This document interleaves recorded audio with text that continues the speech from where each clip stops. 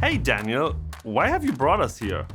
We're here, Martin, because we, the Google Search team, want to show you, our lovely viewers, the amazing content we have on the Search Central YouTube channel.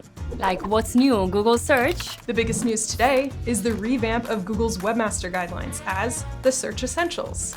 Woohoo! Like SEO tips for your website. Did you know you can use your browser and the Google Search Console tools for a quick first analysis? How-tos. In this episode, I will talk about duplicate content. In this episode, I will talk about duplicate content. And training essentials. I'll share a very cool visualization to analyze your Search Console data, the bubble chart. And hey, you may recognize some familiar faces from the community. Oh, hey, Crystal. I have a saying sometimes with people say, oh, how do I fix this 404? And it's sometimes you can just get rid of it. Yeah. Like, it ain't broke if it ain't there. Coming to you in both video and podcast form. Isn't that right, Gary? Gary? Gary? I'm not here. Bye. It's the place to go for all your search queries.